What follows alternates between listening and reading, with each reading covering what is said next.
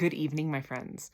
I would like to tell you how symptoms leave when you are using neuroplasticity to rewire your limbic system and recover from chronic illness, because limbic systems love everything about symptoms. So let's talk about this. So, this is my favorite analogy for this. Imagine, and it's a little bit weird in a certain way, but just bear with me. Imagine that your symptoms are like an itch, except here's the weird part. It's like an itch and you don't have arms to scratch it with. So you can't scratch the itch and you choose to recover, which in this analogy is like growing an arm. I got this from Harry Potter, by the way. This is like my favorite analogy from Harry Potter when he like loses all the bones in his arm and he has to like I don't remember, but their doctor has to like help him regrow the bones in his arm. So imagine like you couldn't scratch the itch because you don't have arms. And recovery is like growing arms. So and then in your mind when you start, you're like, I'm growing arms so I can scratch this itch. Like, duh, that's what I'm doing. But then what happens, and the process of growing an arm is essentially growing a whole lot of brain function.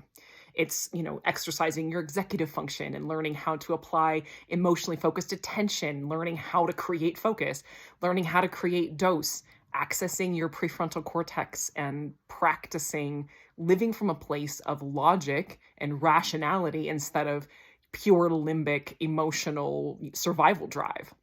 Those are some of the skills, just some of the ones we practice the most often in our process of recovery. That's us growing arms, so to speak. But this is what happens though. You start to build that function.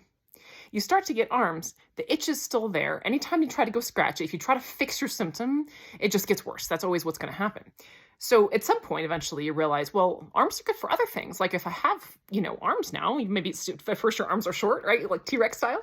And you can't maybe do a lot of things, but you can do some things. You're like, well, okay, but coloring is fun and painting is fun and drawing is fun. And I can play catch and this is all a metaphor.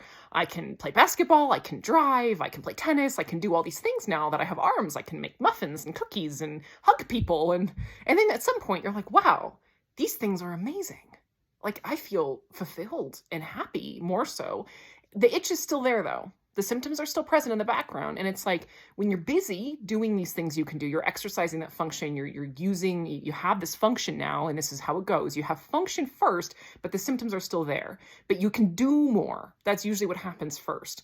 And this is where people get thrown off, is like, but my symptoms are still there. Like, yeah, I can walk more and I can socialize more. I can maybe sleep more, eat more things. Maybe it's not everything. But my symptoms are still there. Like, I've learned to act greater than them, but it's still itching. Like, it's not gone. And this is how it goes. And so it still wears on you. There still kind of can be this emotional heaviness of having to act greater than you feel. And part of it, too, is that other people see you doing more and they think that you feel all the way better. And a lot of times you don't. You might still feel awful a lot of the time. But you can do things. You have this function. You have these arms now. And you can't really explain the itch to them. They don't really understand. They're just like, they see you doing things and they're like, oh, you're better. So that can be another emotional weight that we carry around as we do this, because people just see the arms and think you're better.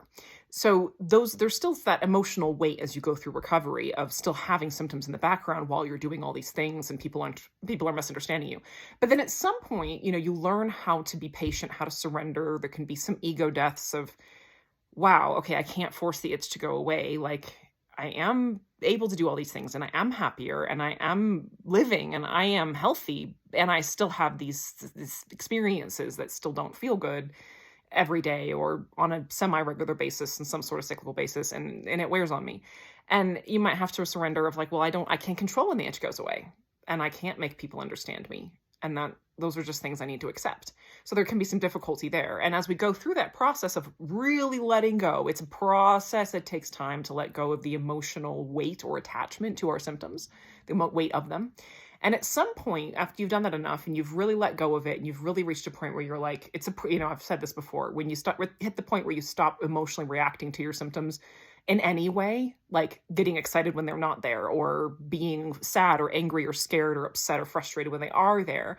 When you stop doing that, recovery is around the corner, and people ask me like, how do you get there? It's a process. Just do your practice one day at a time, you'll get there. But at some point, you'll be out living your life and you'll have a moment where you're kind of just like chill and you're not doing much and you're like, oh, there's no itch. And at this point, you've evolved and grown in who you are as a person so much, and your level of self-mastery and building a value system that you're like, oh, well, okay, I'm going to keep doing what I'm doing because all my focus now is on what I'm doing. It's on living, and the itch isn't there. Okay, that doesn't really mean a whole lot to me anymore. Like, yay, I'm fully free. It's just easier maybe to do everything, or you might really not even notice. A lot of times for me, the symptoms would go away or something, a pop would resolve, and I wouldn't notice for like 2 weeks until I was like, oh, that noise isn't there in the background anymore. Oh, okay, cool. And then I just go back to carrying on because that's what you at that point, you're fully in life. All your emotional attention is focused on your values, on joy, on calm, on love, on, whatever it is, your grandkids, your job, your friends, the life you're creating, your hobbies, your purpose, whatever it is. It's on those things, and you stopped paying any attention to the itch at all. So that's how they go, and it is a long process, but I just wanted to give you that tidbit for people who are very confused about how symptoms go away when we're not paying attention to them. Love you guys.